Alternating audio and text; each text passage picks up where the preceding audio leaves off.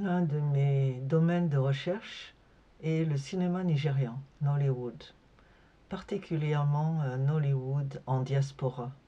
Et je viens de publier un livre chez l'Harmattan à ce sujet, le cinéma nigérian de la diaspora. Et je voudrais partager avec vous aujourd'hui un film que j'ai étudié pour cet ouvrage. Et c'est un film qui offre une réflexion salutaire sur la migration et la remigration. Le nom du film, c'est le Royal Hibiscus Hotel, qui est sorti en 2017. C'est un film qui évolue entre deux villes, Londres et Lagos, qui représentent l'une le Nigeria et la maison, l'autre le Royaume-Uni et par extension les pays de migration, et qui peut être résumé comme l'histoire d'une migration à rebours.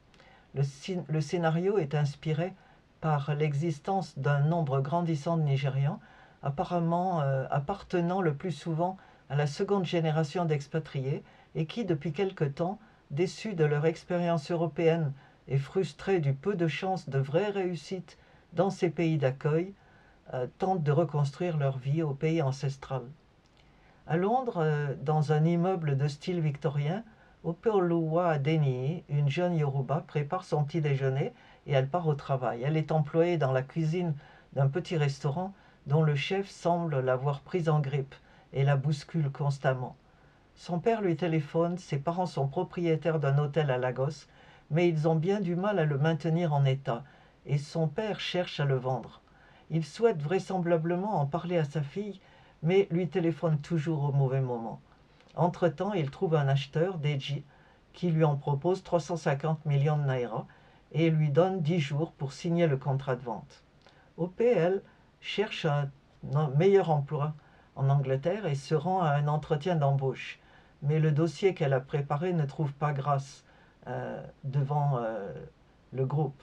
Et les gens la félicitent que oui, le dossier est bien présenté, mais l'employeur, un Anglais d'une trentaine d'années, après avoir mentionné le Nigeria, lui dit oui, mais vous savez, le goût britannique se prête davantage à une expérience plus raffinée. Il apprécie la cuisine européenne, asiatique, bien sûr la bonne cuisine britannique, mais l'africaine, nous ne sommes pas vraiment encore prêts. En fin de compte, c'est un risque que nous ne voulons pas prendre. Alors elle retourne au travail, son patron la bouscule une fois de plus et sur un coup de tête, elle rend son tablier.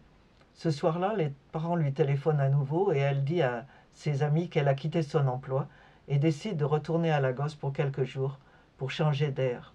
À l'aéroport, elle bouscule accidentellement un jeune homme, mais oublie aussitôt cette rencontre.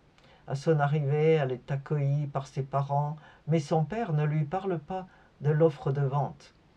Euh, Quand l'acheteur se présente et la voit, le père, embarrassé, prétend qu'elle n'est qu'une cuisinière.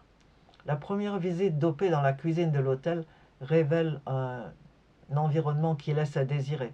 La propreté est douteuse, le chef est ivre, dort allongé sur le sol, le marmiton n'a personne pour le former, la réceptionniste est vulgaire, la mère éprouve des difficultés à gérer le personnel et sans savoir ce que prépare son mari, suggère à sa fille que l'hôtel a vraiment besoin d'une nouvelle gestion, de sang neuf. Elle attend que la fille reprenne l'affaire, mais bientôt elle va apprendre que son mari a déjà fait l'arrangement. Un ami d'enfance dopé, Félix, apprend son retour, vient la voir, mais elle ne s'intéresse pas.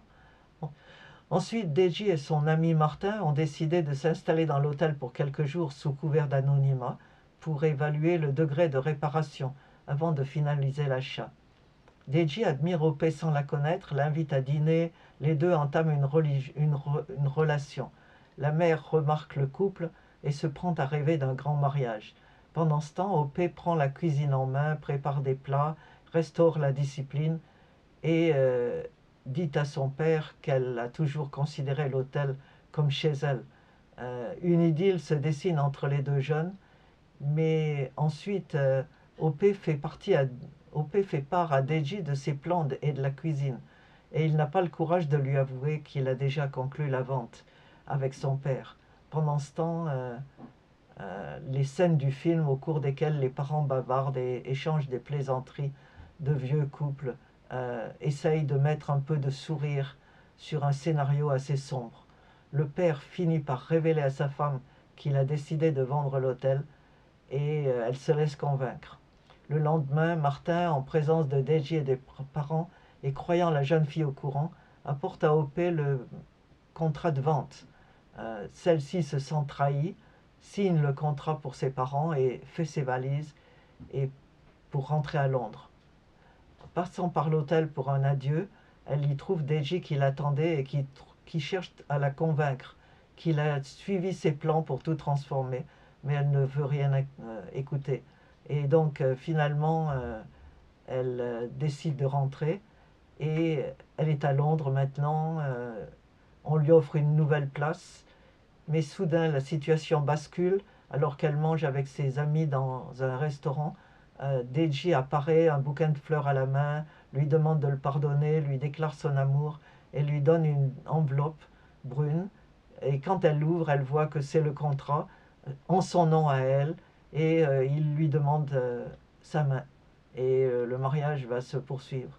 Et ce film peut être considéré comme ayant déjà été annoncé par le premier roman écrit en Igbo, Omenoko, paru en 1933 à Londres, et qui disait que finalement, quel que soit l'endroit où on se trouve ailleurs que chez soi, il n'y a rien comme la maison, et que finalement la meilleure solution, c'est de rentrer.